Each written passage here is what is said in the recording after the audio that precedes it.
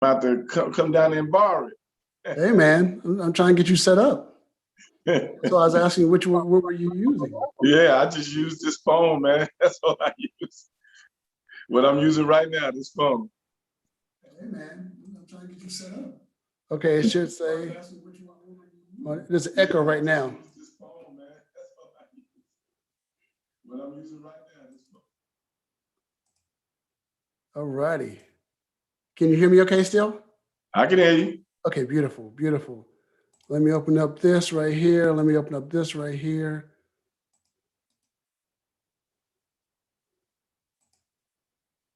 Let me go back. Facebook, we're going to do a new post, and we're going to get this thing started.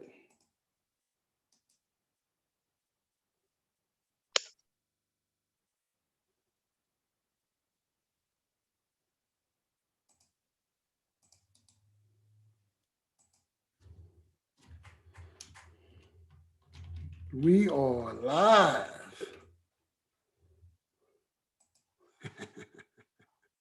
All right, all right, all right. All right. Yes, we are. All right, everybody. We are live. We are live. We are live. Just want to get started here. I got a couple of things going on. Clicking around, get the YouTube channel set up. I'm excited. I'm very excited. This is the kickoff. You probably seen some of my videos out there already on YouTube, but this is our official kickoff, and somebody very special to me. A cousin I came across. We met, was it last year before last? Something like that. Something like that. I'm going to tell you about him and who he is, and he has something going on Facebook also. You know, he and his wife got something going on. So calm down, ladies. He's taken. Sorry about that. You know. Sorry about that, lady. Hey, but we're gonna get this thing going, and I'm excited about this first one we're doing, this kickoff. We have a lot of exciting things coming up. We have I'm going to be doing sports talk. I'm coming on like 3 times a week. We'll have let this gentleman introduce himself in a little bit. My cousin Jeffrey Burns, and then introduce yourself, tell about himself. But we're going to have him on whenever he wants to. Whenever he wants to be on. Sorry about that. I stopped my video. Whenever he wants to be on and come on and talk about different topics, we're going to be covering current events. We're going to be covering things that's near and dear to our heart. A couple things, and we hope to hop on the YouTube here, and we want you guys to make some comments and see how you guys feel about what we're saying. This is going to be really exciting. I'm going to have a couple of pastors lined up. I got some former NBA players lined up, but we're going to be on here just talking about just different stuff, the topics that's going to get you moving. And I just want to talk about, I had a friend on the phone, and he doesn't want to disclose who he is, but I was a little late getting started because he brought up the topic of racism. And I want to get into that in a little bit, but Mr. Burns, would you please introduce yourself to the people? Well, my name's Jeffrey Burns. I'm from New York, and I pastor and into what you call an entrepreneur, philanthropist. I dabble a little bit in the stock market. I dabble a little bit in real estate. Buy, selling, flipping, things like that. I don't know much to say about me. I'm married. I have 3 children. One's an adult though, and a granddaughter. So that's me right there. Very nice, man. There's a whole lot more to this young man than meets the eye. Let me put it that way. Where we met going through Ancestry. On Ancestry, a lot of you who will hop on here, you know my story. I've been doing a lot of searching on Ancestry, and that's how we actually met. He's on my father's side, so excited about meeting all the people that I met on Ancestry. But I will get into that. But what I do want to mention is I was talking to a friend that we known each other a good 20 years.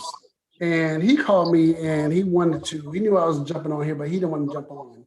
And we were talking about one of the topics I want to talk about, which I'll jump down to, is racism real to you, or is it just so much on our minds? It appears to be more than what it really is. And I didn't even get a chance to ask him that question. He's been calling me for a couple of days, and I know what he wanted to talk about. So I kind of didn't, Jeffrey, I kind of didn't answer his call for about 2 weeks because I knew what he wanted to talk about. And it was in reference to all the stuff that's going on now. The administration, presidential administration has changed and stuff like that. I don't know how much you want to get into the politics on this call or whatever, but anyway, he wanted to talk about different people who've been in the media and in the spotlight. Do I think they're racist because he sees things this way? And he said it could relate back to, like we were talking about earlier, growing up with or without both parents in the household and how we were raised and how that has an effect on the way we see things today. And he said that really ties into him a lot with, when I talk about being on Ancestry and all the time I spent all these years looking for who my father is, and thanks to my cousin here, we're still doing that search. He's asking, do I see racism because the way I was raised, and he was raised, mother, father in the house, brothers, sisters, and they used to say he grew up in a Huxtable type household. But he said it wasn't like that. And he's from the South, I'm from the North. And I think that in itself plays more a part on, how I may see things today and the current events. And I think as I get older too, I push things aside and say, I can't worry about that. I want to focus on this. But at the same time, there may be things that I pay more attention to. So, Mr. Burns, I'd like to get, you're co-hosting this thing with me. I'd like to get your feedback on what you're thinking on, Ancestry thing, my father's search, your father's search. If you want to talk about a little bit of racism and the pastor a little bit to us. Well, as far as the racism, I can see how we grow up, how we can have a certain outlook. But if we are all people of color and we live in this world, chances are most of us are going to encounter it no matter how we see it because of the color of our skin. I mean, I'm born and raised in New York, and it was so prevalent out here. I got pulled over so many times driving while Black. I've had guns drawn on me. I've, all kind of things. And then I moved to California 20 years ago. As soon as I got there, my first day there was something going on at Venice Beach, and the white cop on the horse hit me with his horse and told me to get out the way, and put the N-word on it. So here I was, I'm from the North. I go to the West. I'm from the East, I go to the West. First day there, and I encounter it just because I take my Black face with me every place I go. Right. So the Huxtable type living, maybe if that person stayed in their neighborhood with the rich folks and the cops knew that he was dealing with people of money, maybe they didn't encounter it like me, but I can't see how you, as a person of color, can't see clear as day that there's an attack directed towards us. Well, you're no little fellow, and you got some height on you. You got some good size. If I walked up on you, the last thing I'd be thinking about is fighting somebody your size. And he probably rode by that horse like, man, I need some more room to get by this gentleman. Let me bump him with the horse a little bit. You're taking up a lot of space, and I can't control this horse. Let me bump him accidentally. It wasn't an accident. And it wasn't an accident. It wasn't an accident. I got angry and was getting ready to swing on the horse. and Like Schwarzenegger in that movie, huh? uh, Like a horse out. and the cop was like, I wish you would, you know, get out the way. You know, like, you know, it was uncalled for. I really believe he wouldn't have done that in Beverly Hills. Right. He did it on Venice Beach, Right. you know. So I don't know. I had a cousin as a child who had a afro pick with the fist on it, and the cops shot him dead, saying it was a gun. Mm. And then my mother put me in private school. Okay, so I didn't really grow up, you know, I was placed in places with somebody that had a little money, and I was in private school, and it was an all-white private school, and the teacher got up to teach social studies and talked about slavery and said they did Black people a favor by bringing us over into this country because we were over there catching diseases and living in the bushes. Wow. You know, and then I made a comment on it, and next you know, a fight broke out, the whole class fighting me. You know, so my idea of racism, you know, is going to be a certain way, because that's all I've ever experienced. I got story after story. I could never get away from it, you know, because I can't never get away from my Black skin. Right. Right. And no matter how you may respond or how you may act to that or try to turn a blind eye to it, does that make any difference? You can't turn a blind eye to something that's going to jump in your face. You can ignore something from afar, but see, this gets brought in our face. If you don't realize that it's there, it'll get you killed. Right. You act like you equal to, you know, say our white brothers, you know, right, and get pulled over and want to act like they act when they get pulled over. Well, you see how that works out for you. You know? It may or may not be a little different. May or may not. may or may not be a little different. We got a long list of names to show. Look, we sit in our house eating dinner, and they knock on our door and shoot us dead. Well, you know? Yes, sir. But I have seen a video of, can't remember what rapper it was, but he got pulled over, and he received a written warning on something, whatever he got pulled over for. Not sure if it was a tail light out that wasn't out, or he didn't have his headlights on when they were on, or something like that. But then he said something like he got his warning. The officer thanked him. They thanked each other, and then he recorded saying, "All officers aren't bad. These officers are out here aren't racist, and they're not bad." And that was his experience at the time. Well, I'm gonna say this to that. I've had that experience too.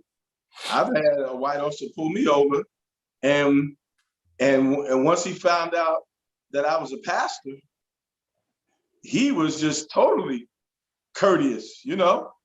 But that's few and far between. And you're right, all officers are not like that, because I have a lot of relatives that are officers. I have there you go. friends and people, and I don't believe they're like that. Right. But the bottom line is, you can't, if you go around saying, okay, I hope this officer is not like that. You get what I'm saying? And then you act like you are Caucasian. You know, you can't take that chance with your life. You really can't take that chance with your life. Yeah, you gotta immediately stick your hands out the window, show them I got nothing in my hands, and I'm not reaching for something. And officer, can I get this license and registration? You know, and our white brothers and sisters generally don't have to do it like that. You know, so right, like I said, walking around, you know, just like a crime. You commit a crime and say, well, I didn't know it was a crime. That doesn't negate you from the punishment of the crime. Ignorance is not going to exonerate you. Mm. So we got to go ahead and understand the times we live in, understand how it is for us, Right. and conduct ourselves accordingly. We can be in fantasy world all we want, thinking we like that girl, Candace Owens is her name, I think. She, she supports Trump, and she doesn't believe racism is real, and all this and that. Right. Yeah, well, she Yes. keep living. Yes. Keep living. Somebody ain't gonna realize she's Candace Owens, ain't gonna see her black skin, and she gonna feel how it is for us out there. That's interesting. That's interesting how we all live here, and how some people may get treated differently than others. Very interesting stuff. Very interesting stuff. And can I ask you this? As like you mentioned, you're a pastor. I would like to really hear some of how you really feel about, or how you feel about how we should handle ourselves in God's eyes. Us, whoever may have been victimized. I'd say, also I'd like for people in the comments to hop in the comments, whether you're watching it now or you watch this later, hop in the comments and tell us what you think. We're gonna go off of that. We're gonna respond to your remarks. But what would you tell me? I come to you and say, I went through an experience and now I'm angry. And I'm coming to you as my pastor. What advice would you give me? My advice will first let you know that your anger is valid. Okay? You're angry, and even the Bible says that you have a right to get angry. Sometimes God even commands us, get angry. But it's what you do with that anger. I would counsel you to let you know that don't be ignorant with your anger, even though it's justified anger, and turn around and do the things that's going to get you killed or get you locked up. Right. Like having air fresheners hanging in your rearview mirror. Well, that would get you killed? Air fresheners? It has. Somebody put in the comments that you can't even have air fresheners hanging from your front rearview mirror. It gives a reason to get pulled over. There was a situation, a young man, that happened to a young man. He got pulled over because of air fresheners, and he ended up getting shot. It was supposed to be getting tased, but he got shot accidentally. Well, it's the truth. We have to go, just like Barack Obama. He had to be 3 times better than any other president because he was black.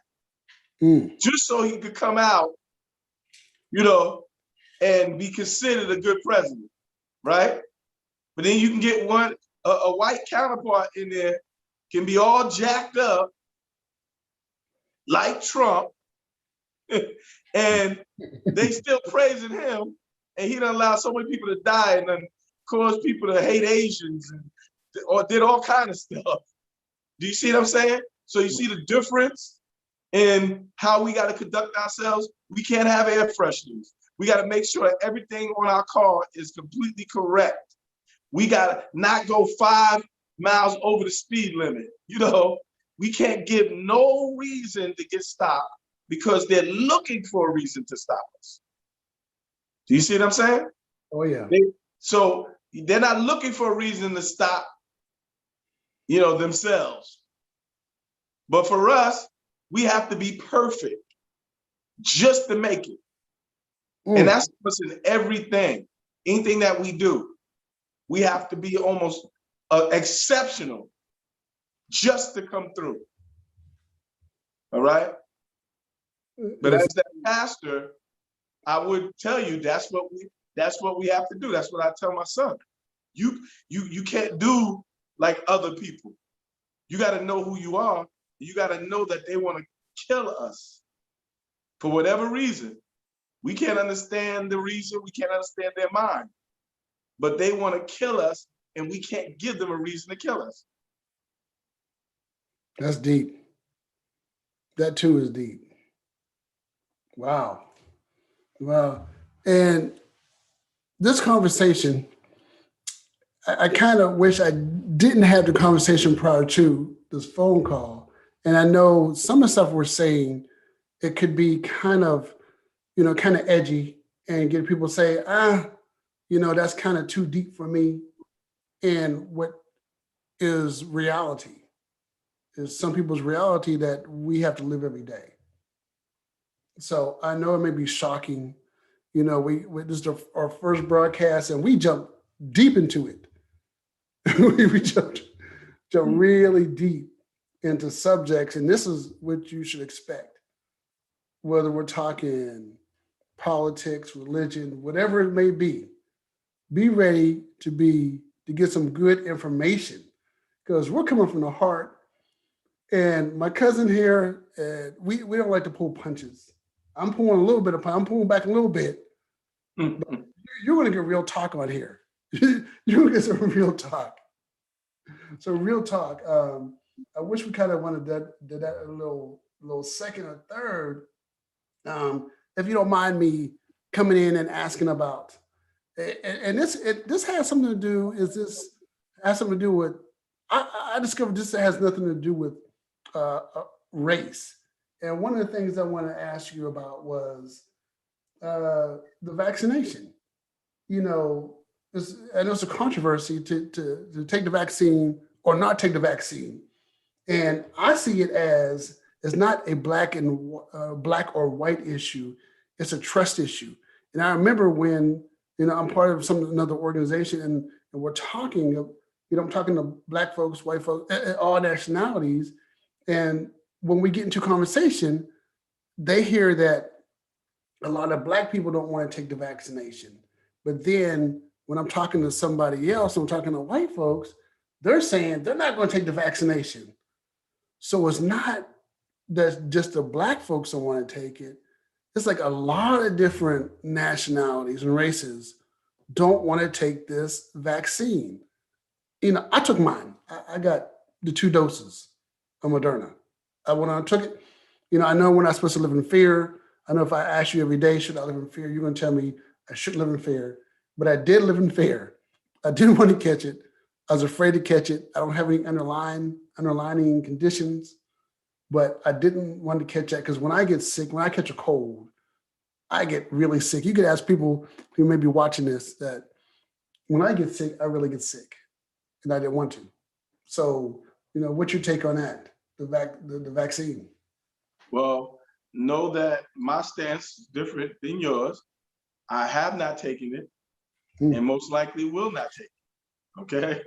Now I'll give you my reasoning for it. First of all, racism does play a part in that because you got to understand, I don't know why the white man would say he wouldn't take it, but I have no trust in the government giving me medicine.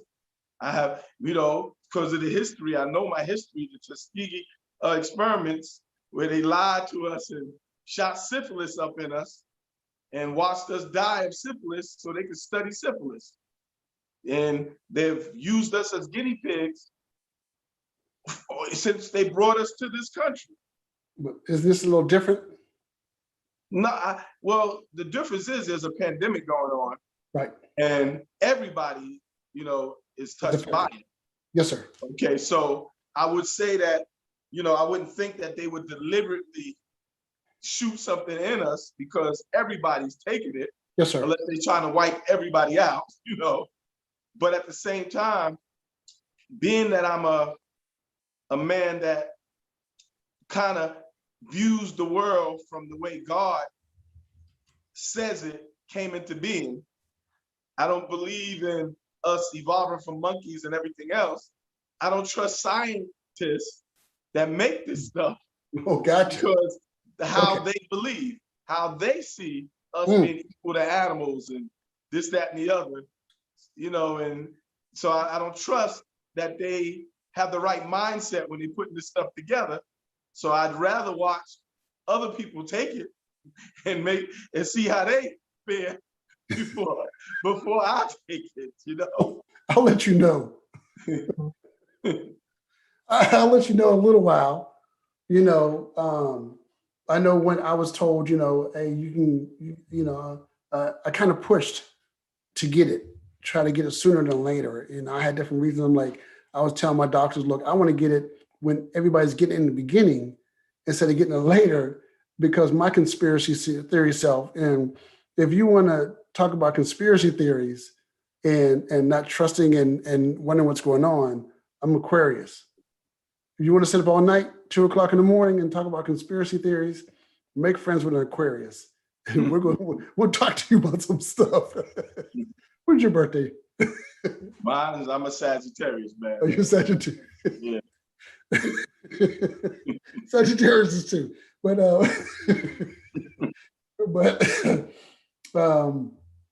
like I lost my train of thought because I was just thinking about that.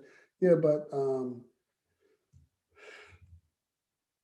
if you want to sit up and talk about stuff like that, the conspiracy theory of, I didn't take it. I wanted to take it because I didn't want to be afraid anymore of walking outside and catching something from somebody. And I still wear my mask, when I go places. But I know you're not supposed to. You have different stories out there on if you should wear a mask or shouldn't wear a mask after you get your vaccination. I'm telling people like I'm telling you. I'll let you know. Because like when I went to take it, that's what I was going to say. When I went to take it, I was told that you're going to be fine. Don't worry about nothing. And the side effects, the only thing I noticed that I lost hearing in my left toe, and then my right ear, I couldn't taste out of my right ear anymore. And one of the other things, right ear? Yeah, I couldn't. I'm sorry. You couldn't taste out of your right ear? I couldn't taste out of my right ear, and they're saying that one of the other side effects would be you'll be mumbling and jumbling on, talking crazy, but I haven't noticed anything like that yet. So other than the issue with my toe and my right ear. Okay. I'm just kidding. Well, I'm just gonna joking. say this. Everybody around me caught COVID. My mother, my stepfather, my sisters, my brother, their families. But I haven't, my wife haven't, my children haven't, my grandchildren haven't. Okay, my grandchild haven't. Mm-hmm. And I prayed when this pandemic first started, and I trusted God. But I realized that people that pray just like me, and I believe know the Lord too, like me, have come down with it. To me, it's almost like playing lotto. Some people are taking the shots and they're getting sick. Right. And some people have taken the shots and actually died. And so I said, well, if I'm going to play lotto, I'd rather play it on the side that I ain't going to take it. And I'm going to trust God's protection. And I'm going to keep my mask on and keep trying to guard myself that way. Because I just like my son, he has severe asthma. I don't want to take him to go get that shot. And all of a sudden, that stuff messes with him, or kill him. And I made that decision. So I asked him, I said, son, do you want to get the shot? And he was like, yeah. And I said, well, I'm going to let that be your decision. Okay? Because I don't know which way to come down on that with your condition. And then he decided not to. And I'm with him on that. Because, I choose not to. I'm choosing to see how the Lord is going to bring me through all of this. And I'm going to just try to protect myself with the mask and social distancing. Because even if I take the shot, I'm still going to be with the mask and social distancing. Because I ain't going to trust that the shot's going to protect me. My trust is really in the Lord. Lord, you got me, and I'm trusting you. And I really come down on that because, it's my biological father and his wife just told me that they took the shots, and I can understand why they took the shot. They got underlying conditions. They're getting older, and then all of my siblings, a lot of my siblings on that side of the family came down with COVID recently.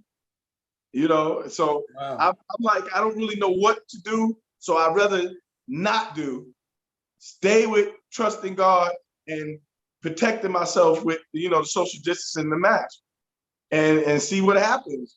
And let time play out and let God protect. If I take the shot, the Bible says I can take deadly things and it not harm me. So I can trust him if I take it. And then I can trust him if I don't. So I decided to trust him and don't. You see where I'm coming from? Oh yeah. Hey, That's my decision. You see my camera just now? Yeah. It changed colors and then it came back. We need to change the subject. You change the subject, huh? The devil don't like that. Yeah. I'm not worried about the devil. Okay. Not worried about the devil. What you think it's the government? But the bottom line is, I think it's an individual decision, and people gotta, make their decision, because decisions determine destiny. Decisions we make determines the outcome that we come out to. So, this is my decision for me and my immediate family, not to. And I pray I'm making the right decision. But the one thing I know about God, whatever decision I make, and if I'm doing it with a clean heart, right, God is going to make sure that everything works out for my good. You understand? You gotta have faith. That's right. Man. I believe, I have faith. I still took the shot. It took faith to do that. And I took faith in doing that. Mm-hmm. I made the right decision because, I'm in touch with so many people. I come across so many people, and it wasn't, I know I say it was to protect myself, but also to protect others that I get around, mm-hmm. that I come in contact with. Let me see something here. Yeah, that's the right one. I'm jumping this thing around a little bit. Yep, to protect the people that I come in contact with. So, this is really good, man. I appreciate you jumping on here. And there was something else. What I wanted to announce was I wanted to take a day or several days and be able to help somebody with some stuff, and going down the path of the ancestry and the father search, the mother search. Looks like I'm locking up a little bit here. There you go. Camera locking up a little bit, but and try to help some people and talk about the things that you and I went through with searching. And I would like to post that and schedule that on a day that we can really get some folks on and give them a heads up, because I know there's going to be a lot of stories. And I'd like a lot of people to know when we're going to do that, so they can jump in the comments. And I would like for you to be able to see the comments and be able to help them with our stories. Okay. You were successful. I'm still in the search of. Mm-hmm. And would like to talk about both sides on the emotions that go along with that. I'm on these Facebook pages where people are doing searches, and the emotions that they run across when they get on these websites and send their kits in, and then they don't hear back, and then they wonder why. Why do people hop on here, get their results, and then you send them a message or trying to contact them, and you never hear back? And that hurts. And then I know I reached out to somebody several years ago, and it's like, man, 2 years later, they hop on almost to the day of when they started their ancestry, their page, their profile, their membership, and hops on, responds to me, and it hops back off, and I haven't heard back from them since. And the response was, I'm going to ask around, and I hope you find your answers. And then they hopped off. Like, you're the answer I was looking for. So come back. and you know my journey, and it hasn't been an easy one. And there's some people I know who, I don't know if they're on here watching now, but I see a couple of people on here watching. Uh, they've had journeys, some serious journeys, and this ancestry thing is nothing to play with, man. Right? People Yeah. get answers, and people aren't getting answers. And it's, I'm sorry, I didn't mean to cut you off, but your thoughts on that, man. I think it's just, the stories I hear just in my journey as with my search that I hear. Well, I mean, I've heard it all. I've searched for mines for, basically 40 years, and then finally found them. And, I'm always going to put my faith behind it. And I do know that favor has something to do with it too, because that's like finding a needle in a haystack, And that's been a burning desire for years, a longing just to know the other side of me. I knew who my mama was, and but I always wondered who my daddy was.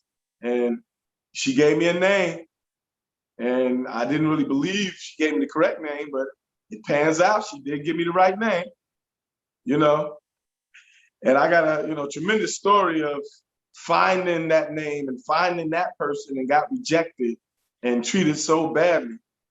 It made me stop for many years because nobody wants to be rejected. But then I happened to kind of hear the voice of the Lord, took that DNA test, put it in, and bam, one of my cousins hit me up on my daddy's side and said, "Hey, who's your father?" Because they say you and I are second cousins, and I'm not related on your mother's side.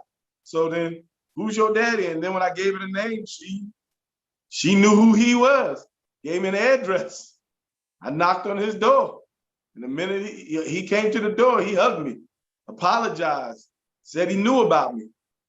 But he was drafted in the Army at the time, and he was a young man. And and then he had made too many babies. It was like, I don't want no more responsibility. But, I know the pain. A lot of people don't know what people go through that are searching for a parent, searching for identity and all of that, unless you go through it. A lot of people I know know their mom and daddy, and they take it for granted. And they think people who don't should just get over it. Let it be. And they don't know the pain, especially for a man. A man needs to know who his father is, because identity, that's one of the things that God gave us in the garden. He told Adam who he was. Adam knew who he was, And then Adam fell and sinned and lost identity. And Jesus had to come back and give us identity. He had to let us know who we are. We're the sons of God. We're joint heirs with him, And so identity is one of the most important things for us to prosper in life. Because if you don't know who you are, then you become anything. You'll do anything. But if you know you're a child of the King, think about it. Are you going to act like a pauper or a servant? You're going to know my daddy's a king. So people don't understand, especially for a man, that is really a hard thing when you don't know who, your father is. So they won't really understand, but there's a lot of men that don't know. And the result is we go join up with these gangs and we do all kind of things trying to identify someplace, trying to be a man. It takes a man to raise a man, to, so he can know how to be a man. But when we don't have that, that's why we got all of this men trying to be women. Men not knowing who they are, talking about I'm no sex at all, and all kind of things. I'm gender neutral. That's why we got all these issues, because the family unit is broke and people don't know who they are. Wow. I can go on, but That's deep. That's deep. Like a lot of psychological yeah. behind that.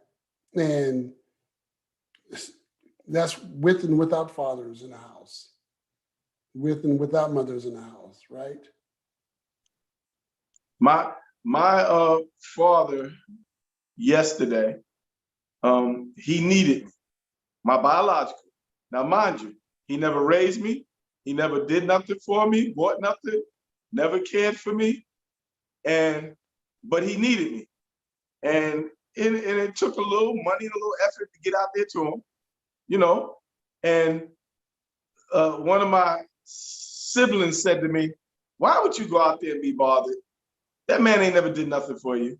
He ain't never, and now you're gonna go spend all this money on tolls and gas and take all them hours to drive and put all this effort in for somebody who never done nothing for you.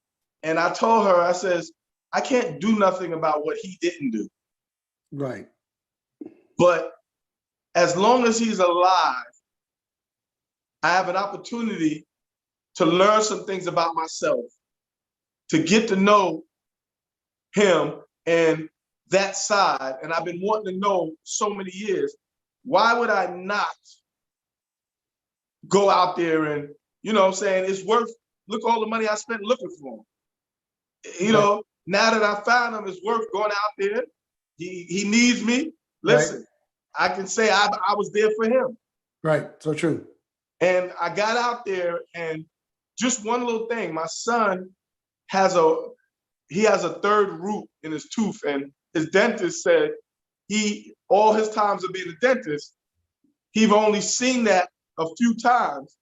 That's rare, right? So I'm out there with my father and with some of my siblings by him. And I told him about my son's rare third root in his tooth. And two of them was like, I got it too. I got that too. They got that rare third root. And then I said, look at that. I know that's not something big, but I would never know where that came from with my son. Right. But I now know it comes through my daddy's line. You get what I'm saying? Right. And when did you find that out? Yesterday. There you go. So somebody saying, why are you going over? There was a purpose. Mm-hmm. More than, or part of the purpose of you being there where you're supposed to be at a lot of time you're supposed to be there. Mm-hmm. And my thing is, we have to try to be I try to be the dad that I never had. Okay? So my children don't feel like I felt. So it's not about him, but it's about me. I got to be the person that I wanted him to be. And when I got out there, the man went to the grocery store, bought up a bunch of salmon, came back to the house and cooked the meal for me. And I was so appreciative because I ain't never had a father. He's my stepfather. He ain't never cooked me one meal. And the man cooked the meal for me.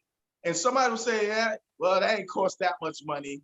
Salmon ain't that expensive. Ain't no big deal. But it was a big deal to me to have a meal cooked from a man I've been searching for 40-something years. Yes, sir.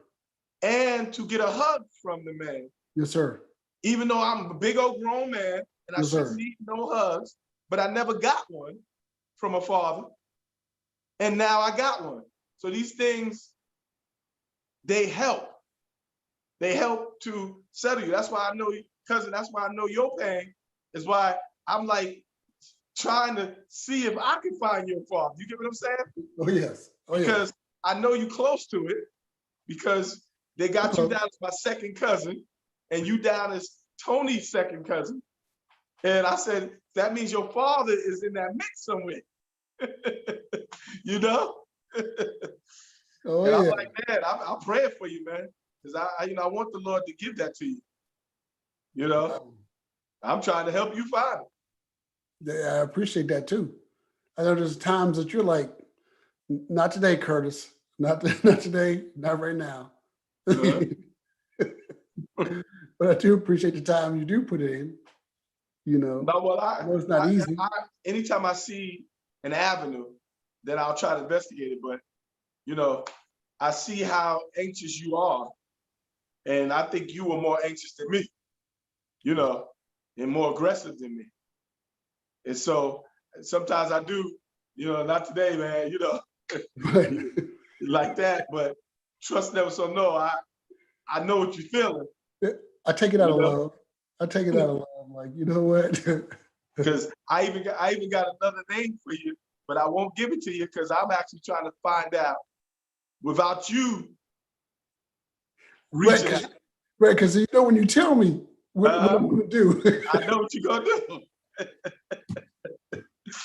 So me and my father was discussing it because he has another brother, not by the same father. You're gonna say too much.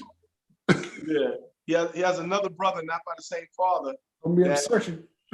you could be his son, and I'm actually trying to do some research because some of his kids, you know, might be on the DNA site, and you might, you know, what you might pop up, and you know, as their first cousin, or you might have already popped up as their first cousin or something. But I'm looking into that before I, you know, hand it to you. Well, I already know where you're going. So. I might have been down that path already. And somebody said, slow down. Slow down. Let's just do these numbers again. Slow down, son. And then when I call them back, they're like, it's Curtis calling. It's Curtis calling. I haven't had dinner yet. Send them a voicemail one more time. That's okay, though. I know it's out of love, and I really appreciate you all. And you even taking the time out to come on here.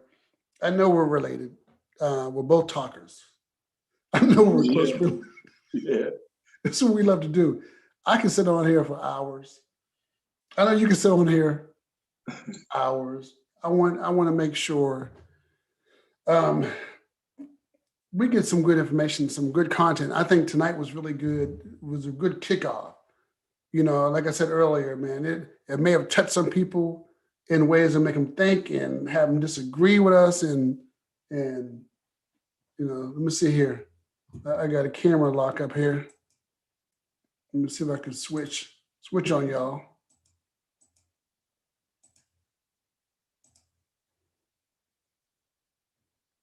Uh-oh. Got you locked, I see. Yeah, looks like time's expiring on us here. I don't want to close it out. I can still see you. We may be locked up a little bit, but my stuff is freezing. Might be the network over here. They come in and shut me down. Well, like I said, I think we've been on here enough because it's been almost an hour. So, oh yeah, we could just kind of close it. You know. Sounds good. Yeah, we kind of close it out, wrap it up. And I want to thank you for your time that you took out. And just let me know, cuz when it's time to get on again, I'm there for you, man. Let's do this. All right. There you go. Check it out. And the thing about that is, I'm IT and I'm prepared. I got several cameras. I just had to get to it. Yeah. You got to know how to maneuver around these things. And I don't know. The technical stuff. That's my other view. That's that view right there. Okay. So we, you know, yes, but like I said, appreciate you. Thanks for hopping on. And all right, let's do it again. I'll put it out there, different subjects. You know, see how often you want to do it, and you know, let's get a schedule together. You know, I got some other folks who want to. We're going to do sports talk. I don't know how much you care about talking about sports. Well, I'm not that much sports, man, but New York Knicks all the way, baby. Oh, wow. You know, they doing great. for a team that has been underdog for so long. I'm so proud of the Knicks. That's good stuff right there. That's what I want to talk about. Sports. We'll get into the Knicks. We'll get into my Steelers, and then we'll go from there. Well, thank you very much for hopping on. Thank you, everybody, for taking the time out for jumping on viewing. Thank you for those who are going to be jumping on to view this YouTube later on. And, in my humble opinion, I think this is good stuff. Always have a good conversation. Talk it out. Talk it out with your folks. Talk it out. Talk it out. Thank you very much, everybody. Have a good night. Thank you, cousin. All right. Good night, cuz.